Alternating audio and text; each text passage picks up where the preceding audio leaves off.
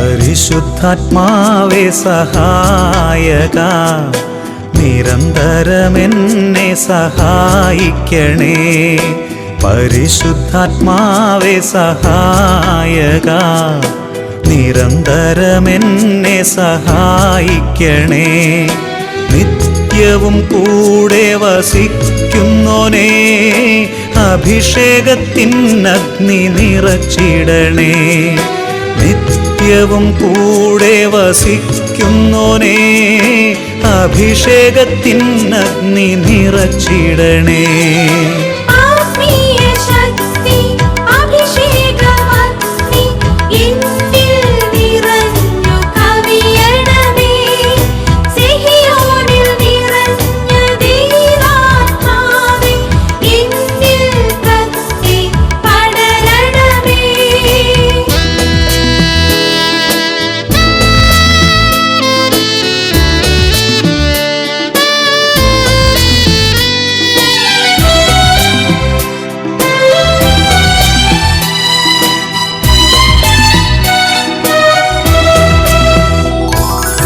എന്നുള്ളിൽ നിറയുന്ന ദൈവിക ശക്തി ലൗകിക ശക്തിയെ തകർത്തിടുന്നു. എന്നുള്ളിൽ നിറയുന്ന ദൈവിക ശക്തി ലൗകിക ശക്തിയെ തകർത്തിടുന്നു. പാപനീതി ന്യായ ബോധ്യങ്ങൾ ഹൃത്തിൽ നിറച്ചെന്നെ അഭിഷേചിക്കൂ. പാപനീതി ന്യായ ബോധ്യങ്ങൾ ഹൃത്തിൽ നിറച്ചെന്നെ അഭിഷേചിക്കൂ. പരിശുദ്ധാത്മാവേ സഹായക, നിരന്തരമെന്നെ സഹായിക്കണേ.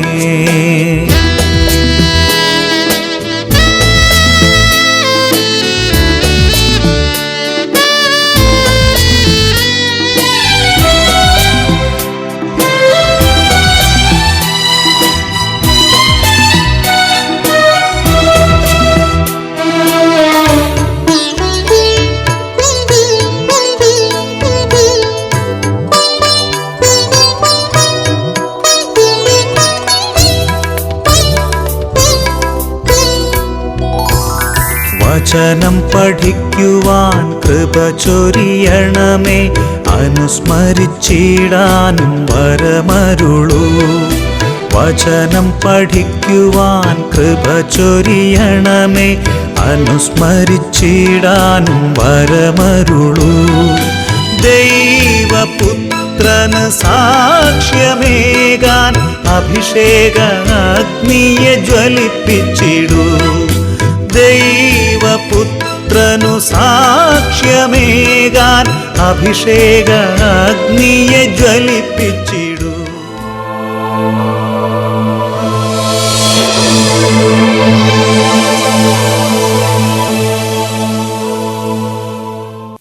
Price the Lord. ഇന്ന് നമ്മൾ ചിന്തിക്കുന്ന വിഷയം പ്രഭാഷകന്റെ പുസ്തകം 16-ാം അധ്യായം 1-ാമത്തെ തിരുലിഖിതം. കൊള്ളരുതാത്ത മക്കളുടെ കൂട്ടത്തെ ആഗ്രഹിക്കരുത്, ദൈവഭയമില്ലാത്ത പുത്രരിൽ സന്തോഷിക്കുകയും അരുത്. ഈ നിമിഷങ്ങളിൽ ദൈവവചനത്തിൻ്റെ ആത്മാവ് നമ്മുടെ ഹൃദയങ്ങളെ സ്പർശിക്കാൻ ആഗ്രഹിച്ച് നമുക്ക് പ്രാർത്ഥിക്കാം. ഓ രക്ഷിതാവായ കർത്താവേ, ജീവിതത്തിൻ്റെ വിവിധ ഭാരങ്ങളുടെ ഇടയിൽ ദൈവവചനം ശ്രവിച്ച് അങ്ങയെ ആരാധിക്കാൻ വേണ്ടി അവിടുത്തെ ആത്മാവ് ഒരുമിച്ച് കൂട്ടിയ ഓരോ മകൻ്റെ മേലും മകളുടെ മേലും കരുണയായിരിക്കണമേ. ലൂക്കായുടെ സുവിശേഷം 24-ാം അധ്യായം 45-ാം തിരുലിഖിതം. വിശുദ്ധ ലിഖിതങ്ങൾ ഗ്രഹിക്കാൻ തക്കവിധം അവിടുന്ന് അവരുടെ മനസ്സ് തുറന്നു. കർത്താവെ, വചനം കേൾക്കാൻ പറ്റാത്ത വിധം അടഞ്ഞുപോയ ഹൃദയങ്ങളെ, മനസ്സുകളെ ഇപ്പോൾ തുറക്കണമേ, അവിടുന്ന് സ്പർശിക്കണമേ കർത്താവെ. യെശയ്യായുടെ പുസ്തകത്തിൽ 51-ാം അധ്യായം അതിൽ 15-ാം തിരുലിഖിതം. തിരമാലകൾ അലറും വിധം കടലിനെ ക്ഷോഭിപ്പിക്കുന്ന നിന്റെ ദൈവമായ കർത്താവാണ് ഞാൻ. സൈന്യങ്ങളുടെ കർത്താവ് എന്നാണ് എൻ്റെ നാമം. ഓ ദൈവമേ, അവിടുത്തെ മഹത്വമേറിയ ശക്തി, ഭുജബലം ഇപ്പോൾ ഈ ദൈവമക്കൾക്ക് വേണ്ടി പ്രകടമാക്കണമേ. ക്ഷീണിതർ, രോഗികൾ, തളർന്നവർ, ദുഃഖിതർ, വലിയ മനപ്രയാസങ്ങൾ ഇരിക്കുന്നവർ അങ്ങയുടെ മഹത്വമേറിയ ഭുജബലം ഇപ്പോൾ കാണുമാറാകട്ടെ. രോഗികൾ സൗഖ്യം പ്രാപിക്കട്ടെ കർത്താവെ. പൈശാചിക പിടകൾ വിട്ടുമാറി പോകട്ടെ. ഈ ദൈവമക്കളെ പീഡിപ്പിച്ചുകൊണ്ടിരിക്കുന്ന എല്ലാ നാരകീയ സേനകളെയും ദുരാത്മഭൂതങ്ങളെയും യേശുവിന്റെ നാമത്തിൽ ശാസിച്ച് ബന്ധിക്കുന്നു. വചനം കേൾക്കുമ്പോൾ മല്ലടിക്കുന്ന പ്രകൃതം, അനുസരണക്കേട്, താന്തോന്യത്വം, വഷള സ്വഭാവം, എതിർപ്പ്, നിരീശ്വര ചിന്തകൾ, ദൈവനിഷേധം, ഇങ്ങനെയുള്ള ഓരോ മേഖലകളിൽ ദൈവമക്കളെ ബന്ധിച്ചിട്ടിരിക്കുന്ന എല്ലാ ദുരാത്മഭൂതങ്ങളെയും പൈശാചിക പിടകളെയും നസ്രായന്റെ നാമത്തിൽ, യേശു ക്രിസ്തുവിന്റെ നാമത്തിൽ ശാസിക്കുന്നു, ബന്ധിക്കുന്നു, ബഹിഷ്കരിക്കുന്നു, നിത്യാഗ്നിയിലേക്ക് ആട്ടിപ്പായിക്കുന്നു. വിട്ടുമാറി പോകട്ടെ. Hallelujah, hallelujah. ഓ പരിശുദ്ധാത്മാവേ, ഓ വചനത്തിന്റെ ആത്മാവേ, ഓ ഉണർവിന്റെ ആത്മാവേ, അങ്ങയുടെ ദാസന്മാരുടെ മേൽ, കുടുംബങ്ങളുടെ മേൽ, വംശങ്ങളുടെ മേൽ ഇപ്പോൾ നിറയണമേ. കരങ്ങൾ ഉയർത്തി എല്ലാവരും സ്തുതിക്കുന്നു. Hallelujah, hallelujah, hallelujah, hallelujah. യേശുവേ ആരാധന, യേശുവേ ആരാധന, യേശുവേ സ്തോത്രം, യേശുവേ നന്ദി, യേശുവേ സ്തോത്രം, യേശുവേ നന്ദി. Price the lord. ഹല്ലേലൂയ. പ്രഭാഷകന്റെ പുസ്തകം 16-ാം അധ്യായത്തിൽ 1-ാമത്തെ തിരുലിഖിതം. കൊള്ളരുതാത്ത മക്കളുടെ കൂട്ടത്തെ നീ ആഗ്രഹിക്കരുത്, ദൈവഭയമില്ലാത്ത പുത്രരിൽ നീ സന്തോഷിക്കരുത്. ഈ അടുത്ത കാലത്ത് ഒരു ദുഃഖകരമായ വാർത്ത അച്ഛൻ ശ്രദ്ധിച്ചു. ഒരു സ്കൂൾ വിദ്യാർത്ഥി തോക്കുമായി ക്ലാസ്സിലേക്ക് വന്നിട്ട് ആ ക്ലാസ്സിലുണ്ടായിരുന്ന തൻ്റെ സഹപാഠികളെ പലരെയും വെടിവെച്ച് വീഴ്ത്തി. ഈ അടുത്ത ദിവസം മറ്റൊരു വീട്ടമ്മ ഇങ്ങനെയാണ് പറഞ്ഞത്: എൻ്റെ മകൻ, അവൻ അരിശം വന്നാൽ അവൻ പിന്നെ വാക്കത്തിയെടുത്ത് വെട്ടാൻ വേണ്ടി എന്നെ ഇട്ട് ഓടിക്കും. അവൻ അരിശം വന്നാൽ പിന്നെ കണ്ണുമൂക്കില്ല, അവൻ ആരെന്ന് നോട്ടമില്ല, അവൻ എന്ത് തെറിയും വിളിച്ചു പറയും. തെറി വിളിച്ചു പറയുന്ന മക്കള്, അടിക്കാൻ കൈയോങ്ങുന്ന മക്കള്, ക്രൂരത പ്രവർത്തിക്കാൻ മടിയില്ലാത്ത സന്താനങ്ങൾ ഇന്ന് നിരവധി പ്രദേശങ്ങളിൽ തലപൊക്കുന്നുണ്ട്. ഈ ഒരു വേദന ദൈവസന്നിധിയിൽ പ്രാർത്ഥിച്ചപ്പോൾ ദൈവം വെളിപ്പെടുത്തിയ ഒരു കാര്യമാണ് പ്രഭാഷകന്റെ പുസ്തകം 16-ാം അധ്യായത്തിൽ 1-ാമത്തെ വാക്യം. കൊള്ളരുതാത്ത മക്കളിൽ, ദൈവഭയമില്ലാത്ത മക്കളിൽ ആനന്ദിക്കരുത്. ഏത് മക്കളെയാണ് കൊള്ളരുതാത്ത മക്കൾ എന്ന് ദൈവവചനം പഠിപ്പിക്കുന്നത്? ദൈവഭയമില്ലാത്ത ഓരോരുത്തരെയും കൊള്ളരുതാത്ത മക്കൾ എന്നല്ലേ തിരുലിഖിതങ്ങൾ വെളിപ്പെടുത്തി തരുന്നത്? പ്രിയപ്പെട്ട സഹോദരങ്ങളെ, ദൈവത്തിൻ്റെ ഈ ഭൂമി ജനിക്കുന്ന ഓരോ മകനെയും ഓരോ മകളെയും പ്രിയങ്കരനാക്കി ദൈവസന്നിധിയിൽ സ്വീകാര്യനാക്കി മാറ്റുന്നത് ഹൃദയത്തിലുള്ള ദൈവഭയമാണ്, ഹൃദയത്തിലുള്ള ദൈവഭക്തിയാണ്. ഒരു ദൈവ പൈതലിൻ്റെ ഉള്ളിൽ ദൈവഭയം, ദൈവഭക്തി ഉണ്ടാകാൻ ദൈവത്തിൻ്റെ വചനത്തിൽ ദൈവമക്കളോട് ദൈവം കൽപ്പിച്ചിരിക്കുന്ന ഒരു കാര്യമുണ്ട്. അതാണ് നിയമാവർത്തന പുസ്തകം. അതിൽ 32-ാം അധ്യായത്തിൽ 45-ഉം 46-ഉം 47-ഉം തിരുലിഖിതങ്ങളിൽ നമ്മൾ വായിക്കുന്നത്.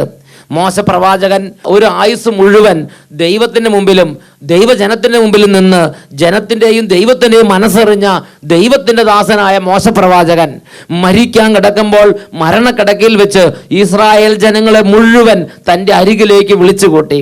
അതിനുശേഷം മോശ പ്രവാചകൻ ആ ജനങ്ങളോട് ഉത്ബോധിപ്പിക്കുന്ന തൻ്റെ മരണ നിമിഷത്തിലെ അവസാന ഉപദേശങ്ങളാണ്, അന്തിമ ഉപദേശങ്ങളാണ് നിയമാവർത്തനം 32-ാം അധ്യായം 45 മുതൽ 47 വരെ വാക്യങ്ങളിൽ കാണുന്നത്. അതിൽ അന്തിമ ഉപദേശത്തിൻ്റെ ഏറ്റവും മർമ്മഭാഗം നിങ്ങളുടെ ശ്രദ്ധയിലേക്ക് കൊണ്ടുവരാം. ഇങ്ങനെ ഇസ്രായേൽ ജനത്തെ ഉത്ബോധിപ്പിച്ചതിന് ശേഷം മോശ പറഞ്ഞു, ഞാനിന്ന് നിങ്ങളോട് കൽപ്പിച്ചിരിക്കുന്ന ഈ നിയമത്തിലെ ഓരോ വാക്കും ശ്രദ്ധാപൂർവം പാലിക്കാൻ നിങ്ങളുടെ മക്കളോട് ആജ്ഞാപിക്കുന്നതിനായി അവ ഹൃദയത്തിൽ സംഗ്രഹിക്കുവിൻ. ഞാനിന്ന് നിങ്ങളോട് കൽപ്പിക്കുന്ന ഈ നിയമത്തിലെ ഓരോ വാക്കും നിങ്ങളുടെ മക്കളോട് ആജ്ഞാപിച്ച് പഠിപ്പിക്കുന്നതിന് വേണ്ടി ഹൃദയത്തിൽ സംഗ്രഹിക്കണം. ഒരു അപ്പൻ എന്ന നിലയിൽ, ഒരു അമ്മ എന്ന നിലയിൽ എൻ്റെയും നിങ്ങളുടെയും മക്കളെ വളർത്താൻ, അത് ഇടവകയാണെങ്കിലും കോൺവെന്റ് ആണെങ്കിലും കുടുംബമാണെങ്കിലും, ദൈവം ഏൽപ്പിച്ചിരിക്കുന്ന മക്കളെ ദൈവഭയത്തിൽ വളർത്താൻ ദൈവത്തിൻ്റെ ആത്മാവ് ആഗ്രഹിക്കുന്ന പ്രധാനപ്പെട്ട ഒരു കാര്യമാണ് ദൈവമായ കർത്താവിൻ്റെ വചനങ്ങൾ ഈ മക്കളോട് ആജ്ഞാപിച്ച് പഠിപ്പിക്കുന്നതിന് വേണ്ടി അവ ഹൃദയത്തിൽ സംഗ്രഹിക്കണം. ഈ ഹൃദയത്തിൽ സംഗ്രഹിച്ചിരുന്ന വചനങ്ങൾ ഈ മക്കളെ ആജ്ഞാപിച്ച് പഠിപ്പിക്കണം. വീണ്ടും മോശ പ്രവാചകൻ പറയുകയാണ്, എന്തെന്നാൽ ഇത് നിസ്സാരമായ കാര്യമല്ല, ഇത് നിസ്സാരമായ കാര്യമല്ല, നിങ്ങളുടെ ജീവനാണിത്. ഈ മോശ പ്രവാചകന് വേറെ എത്ര കാര്യങ്ങൾ പറഞ്ഞു കൊടുക്കാം. നിങ്ങൾ നിങ്ങളുടെ മക്കളെ നല്ല സ്കൂളിൽ വിട്ട് പഠിപ്പിക്കണം. നിങ്ങൾ നിങ്ങളുടെ മക്കൾക്ക് പഠിക്കാൻ ആവശ്യമായ എല്ലാ പരിതോവസ്ഥകളും എല്ലാ അറ്റ്മോസ്ഫിയറും ഒരുക്കി കൊടുക്കണം. നിങ്ങളുടെ മക്കളെ കായിക പരിശീലനത്തിന് വിടണം. നിങ്ങളുടെ മക്കളെ കലയും ഡാൻസൊക്കെ പഠിപ്പിക്കണം. നിങ്ങളുടെ മക്കളെ നല്ല ഭരണ പരിശീലനം കൊടുക്കണം.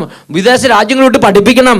നല്ല സൈന്യത്തെ രൂപപ്പെടുത്തണം. ഒരു ജനം നിലനിൽക്കാൻ വേണ്ടി ഒരു ജനനേതാവ് എന്ന നിലയിൽ മോശയ്ക്ക് തൻ്റെ പിൻഗാമികളോട് പല കാര്യങ്ങളും പറഞ്ഞു കൊടുക്കാമായിരുന്നു.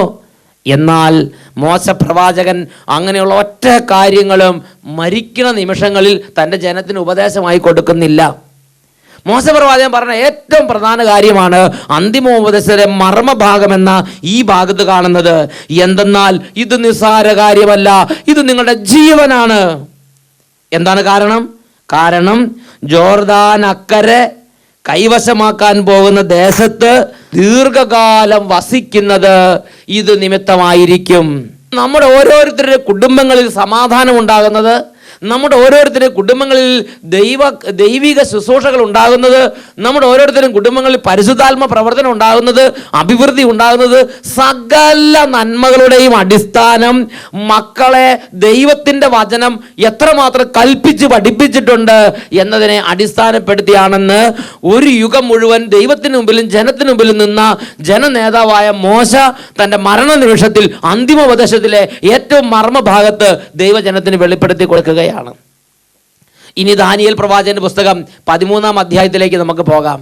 ദാനിയേൽ പ്രവാചകന്റെ പുസ്തകത്തിൽ 13-ാമത്തെ അധ്യായത്തിൽ 1 തൊട്ട് 3 വരെയുള്ള തിരുലിഖിതങ്ങളിൽ ഒരു വ്യക്തിയെ പരിശുദ്ധാത്മാവ് നമുക്ക് പരിചയപ്പെടുത്തി തരുന്നുണ്ട്. ദാനിയേലിന്റെ പുസ്തകം 13-ാം അധ്യായം 1 തൊട്ട് 3 വരെയുള്ള തിരുലിഖിതങ്ങൾ. യോവാക്കീം എന്നൊരുവൻ ബാബിലോണിൽ ജീവിച്ചിരുന്നു.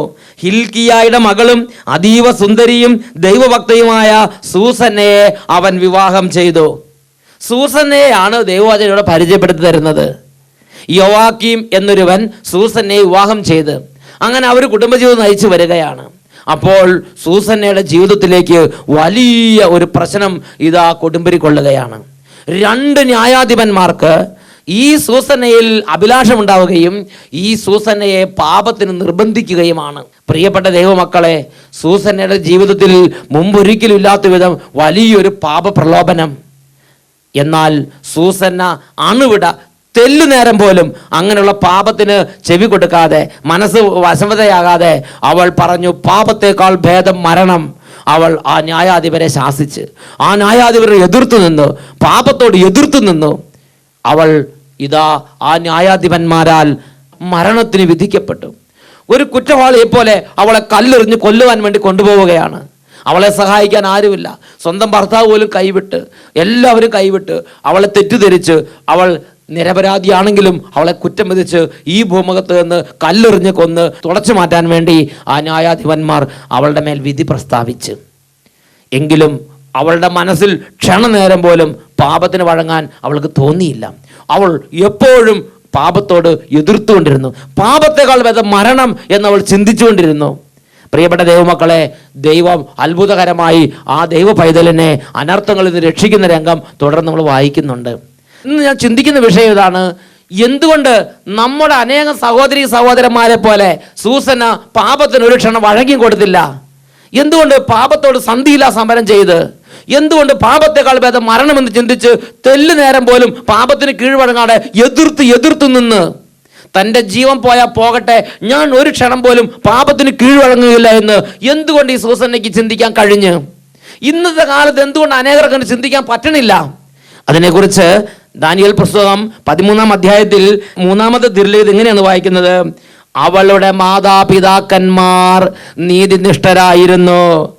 മോശയുടെ നിയമമനുസരിച്ച് അവർ എല്ലാ കാര്യങ്ങളും തങ്ങളുടെ മകളെ പഠിപ്പിച്ചിട്ടുണ്ടായിരുന്നു. Praise the lord, hallelujah. പ്രിയപ്പെട്ട ദൈവമക്കളെ, നമ്മുടെ കുട്ടികളെ എന്നും നമ്മുടെ മടി വെച്ചുകൊണ്ട് നടക്കാൻ പറ്റുക? ഇന്നല്ലെങ്കിൽ നാളെ അവർ ഈ ലോകത്തിൻ്റെ ജീവിതത്തിൻ്റെ ഓരോ മേഖലകളിലേക്ക് കടന്നു ചെല്ലേണ്ടവരല്ലേ? ഭരണകൂടങ്ങളിലേക്ക്, ഉദ്യോഗസ്ഥ മേഖലകളിലേക്ക്, തൊഴിൽ മേഖലകളിലേക്ക്, കമ്പനികളിലേക്ക്, ഫാക്ടറികളിലേക്ക്, വിദേശ രാജ്യങ്ങളിലേക്ക് നമ്മുടെ മക്കൾ കടന്നു പോകേണ്ടവരല്ലേ? എന്നും അവരുടെ കൂടെ നമുക്ക് നടക്കാൻ പറ്റുമോ?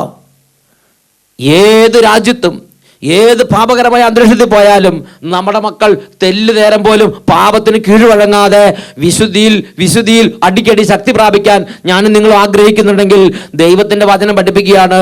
മക്കളെ ചെറുപ്പം മുതൽ ദൈവത്തിൻ്റെ വചനം കൽപ്പിച്ച് കൽപ്പിച്ച് കൽപ്പിച്ച് കൽപ്പിച്ച് പഠിപ്പിക്കണം. അതാണ് ദാനിയേലിൻ്റെ പുസ്തകത്തിൽ 13-ാം അധ്യായത്തിൽ സൂസന്നയുടെ സംഭവത്തിലൂടെ ദൈവത്തിൻ്റെ പരിശുദ്ധാത്മാവ് നമ്മളോട് വെളിപ്പെടുത്തി തരുന്നത്. അവളുടെ മാതാപിതാക്കന്മാർ നീതിനിഷ്ഠരായിരുന്നു. മോശയുടെ നിയമമനുസരിച്ച് എല്ലാ കാര്യങ്ങളും അവർ തങ്ങളുടെ മകളെ പഠിപ്പിച്ചിട്ടുണ്ടായിരുന്നു.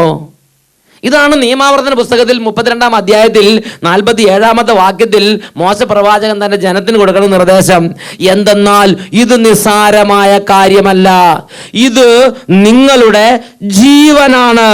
യോർദാൻ അക്കരെ നിങ്ങൾ കൈവശമാക്കാൻ പോകുന്ന ദേശത്ത് നിങ്ങൾ ദീർഘകാലം വസിക്കുന്നത് ഇത് നിമിത്തമായിരിക്കും. യോർദാൻ അക്കരെ നിങ്ങൾ കൈവശമാക്കാൻ പോകുന്ന ദേശത്ത് ദീർഘകാലം വസിക്കുന്നത് ഇത് നിമിത്തമായിരിക്കും. Hallelujah, hallelujah. യേശുവേ സ്തോത്രം, യേശുവേ നന്ദി. പ്രഭാഷകന്റെ പുസ്തകത്തിൽ 16-ാമത്തെ അധ്യായത്തിൽ 3-ാമത്തെ തിരുലിഖിതത്തിൽ അതുകൊണ്ട് ദൈവത്തിൻ്റെ വചനം പഠിപ്പിക്കുകയാണ്. എൻ്റെ പ്രിയപ്പെട്ട മാതാപിതാക്കന്മാരെ, ദൈവത്തിൻ്റെ വചനം പഠിപ്പിക്കുകയാണ്. ദൈവഭയം ഇല്ലാത്ത, പാപമെങ്കിൽ പാപം, എന്തായാലും കുഴപ്പമില്ല, എനിക്ക് എൻ്റെ കാര്യം നടക്കണം, അങ്ങനെ ദൈവഭയം ഇല്ലാത്ത ഒരു പൈതലാണ്, അങ്ങനത്തെ ഒരു കുട്ടിയാണ് നമ്മുടെ കുട്ടിയെങ്കിൽ ദൈവത്തിൻ്റെ വചനം പഠിപ്പിക്കുകയാണ്. ദൈവഭയം ഇല്ലാത്ത 1000 കുട്ടികളെക്കാൾ മെച്ചമാണ് ദൈവഭയമുള്ള ഒരു പൈതൽ. പ്രഭാഷകന്റെ പുസ്തകം 16-ാം അധ്യായം 3-ാം വാക്യം. ദൈവഭയമുള്ള ഒരുവൻ ദൈവഭയമില്ലാത്ത 1000 പാപികളെക്കാൾ മെച്ചമാണ്. ഒരപ്പന നിലയിൽ, ഒരമ്മ നിലയിൽ ഞാൻ നിങ്ങളും ആഗ്രഹിക്കണം, വിശുദ്ധിയുള്ള, ദൈവഭയമുള്ള, പ്രാർത്ഥനയുള്ള, വചനം വായിക്കുന്ന, ദേവാലയ കർമ്മങ്ങളിൽ പങ്കെടുക്കുന്ന, ദൈവത്തോട് അടുപ്പമുള്ള, ദൈവത്തെ സ്നേഹിക്കുന്ന ഒരു പൈതലായിരിക്കണം നമ്മുടെ മക്കളെന്ന് നമ്മൾ ദൈവത്തിൻ്റെ ഉത്തരവാദിത്തപ്പെട്ട സ്ഥാനത്തിരിക്കുന്ന വ്യക്തികൾ എന്ന നിലയിൽ നാം ഓരോരുത്തരും ചിന്തിക്കണം. മലാക്കി പ്രവാചകന്റെ പുസ്തകം 2-ാം അധ്യായം 15-ാം തിരുലിഖിതം. മലാക്കി 2:15. ദൈവഭക്തരായ മക്കളെ അല്ലാതെ മറ്റെന്താണ് അവിടുന്ന് നമ്മിൽ നിന്ന് ആഗ്രഹിക്കുന്നത്? ദൈവഭക്തരായ മക്കളെ അല്ലാതെ മറ്റെന്താണ് അവിടുന്ന് നമ്മിൽ നിന്ന് ആഗ്രഹിക്കുന്നത്? നമ്മുടെ മക്കൾ ദൈവഭക്തിയുള്ളവരാകാൻ, നമ്മുടെ മക്കൾ ദൈവത്തിന് പ്രിയങ്കരരാകാൻ ദൈവം അനാദി മുതലേ തൻ്റെ ജനത്തിന് കൊടുത്ത നിർദ്ദേശം നിയമാവർത്തന പുസ്തകം 6-ാം അധ്യായം അതിൽ 4 മുതൽ 7 വരെയുള്ള തിരുലിഖിതങ്ങളിൽ വെളിപ്പെടുത്തിയിട്ടുണ്ട്.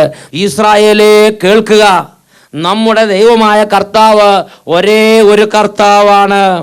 നിങ്ങളുടെ ദൈവമായ കർത്താവിനെ പൂർണ്ണ ഹൃദയത്തോടും പൂർണ്ണ ആത്മാവോടും പൂർണ്ണ ശക്തിയോടും കൂടെ സ്നേഹിക്കണം.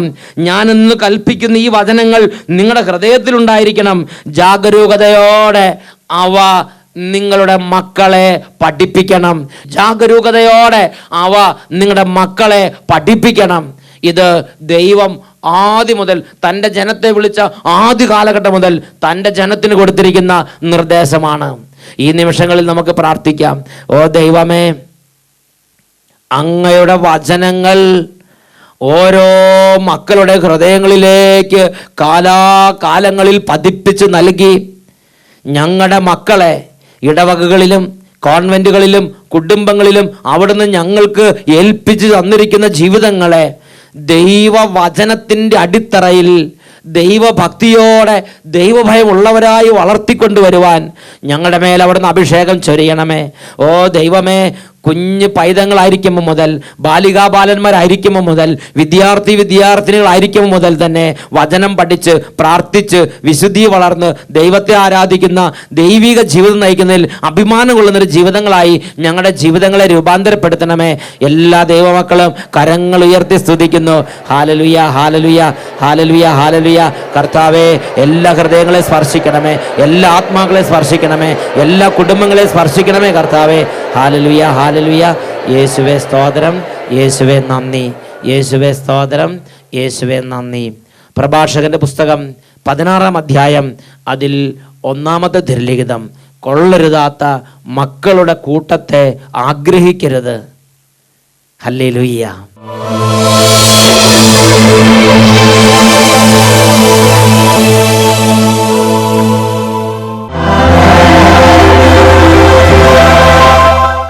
സകല ഹൃദയങ്ങളെയും ഭരിക്കുന്നവനായ ദൈവം യേശു കർത്താവ് ഇതാ ദിവ്യകാരുണ്യ രൂപനായി നമ്മുടെ മുമ്പിൽ.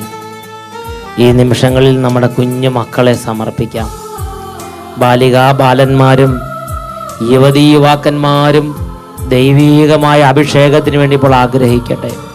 ദൈവഭക്തിയുടെ അഭിഷേകം, വിശ്വാസത്തിൻ്റെ അഭിഷേകം, പ്രാർത്ഥനയുടെ അഭിഷേകം കുടുംബങ്ങളിലേക്ക് വ്യാപരിക്കണം, വംശങ്ങളിലേക്ക് വ്യാപരിക്കണം.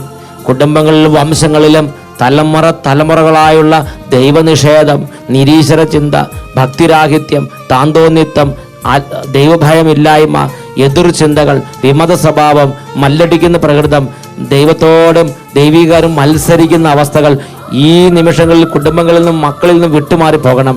അതിനുവേണ്ടി ആഗ്രഹിച്ച് 2 കരങ്ങൾ ഉയർത്തി എല്ലാവരും സ്തുതിക്കട്ടെ. ഹാലലുയ്യ. ഓ കർത്താവേ, സ്തുതിയുടെ നിമിഷങ്ങളിൽ, ദൈവാരാധനയുടെ നിമിഷങ്ങളിൽ കുടുംബങ്ങളിൽ അത്ഭുതങ്ങൾ സംഭവിക്കട്ടെ. തലമുറകളായി കുടുംബങ്ങളിൽ എല്ലാ തരത്തിലുള്ള പൈശാചിക പീഡകളും മാറിപ്പോകട്ടെ. മക്കൾ ദൈവഭക്തിയിലും വിശുദ്ധ കൂദാശയിലും അകന്നു പോകാൻ കാരണമാകുന്ന എല്ലാ ദുർപീഡകളെയും ദുരാത്മബാധകളെയും യേശുവിന്റെ നാമത്തിൽ ശാസിക്കുന്നു. കുടുംബങ്ങളിൽ നിന്ന് വംശങ്ങളിൽ നിന്ന് വിട്ടുമാറി പോകട്ടെ. ഹാലലുയ, ഹാലലുയ. മക്കളെയും കുടുംബാംഗങ്ങളെയും പ്രാർത്ഥനയിൽ നിന്നും കൂദാശകളിൽ നിന്നും വിശുദ്ധ ജീവിതത്തിൽ നിന്നും ദേവാലയ കർമ്മങ്ങളിൽ നിന്നും അകറ്റിക്കൊണ്ടു പോകുന്ന നാരകീയ സേനകളെ, ദുരാത്മഭൂതങ്ങളെ, പൈശാചിക ശക്തികളെ നസ്രായന്റെ നാമത്തിൽ കൽപ്പിക്കുന്നു. ഇപ്പോൾ കുടുംബങ്ങളിൽ നിന്ന് വിട്ടുപോവുക. ഹാലലുയ, ഹാലലുയ.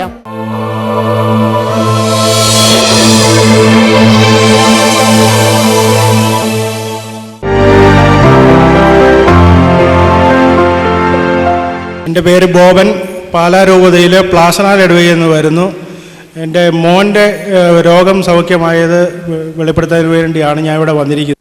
2009 മെയ് മാസം 24-ാം തീയതി തുടങ്ങുന്ന ആഴ്ചയിലെ ധ്യാനത്തിൽ ഞങ്ങൾ സകുടുംബം കിടന്നുള്ള ധ്യാനത്തിൽ വന്ന് സംബന്ധിച്ചു. തൽഫലമായി രോഗം പൂർണ്ണമായി സൗഖ്യപ്പെട്ടു. 10 വർഷമാണ് ആസ്മരോഗം പരിപൂർണമായും ആ ധ്യാനത്തിൽ വെച്ച് വിട്ടുപോയി. ഇപ്പം മെയ് മാസത്തിൽ മാറിയതാണ്. ഈ 5-6 മാസം നോക്കി ഒരു കുഴപ്പമില്ല. Price the Lord.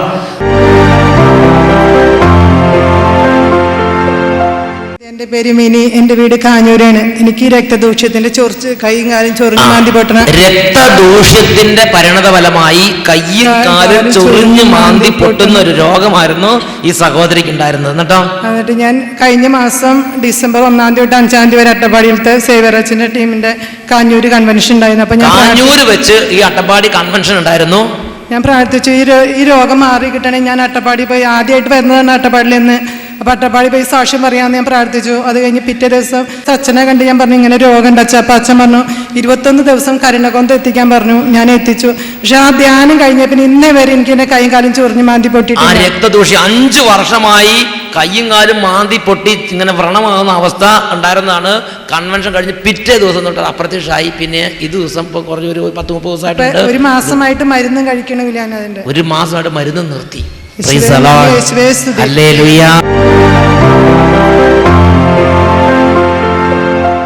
എൻ്റെ പേര് സാബു ജോർജ്, പാലാരിവട്ടത്തു നിന്ന് വരുന്നു.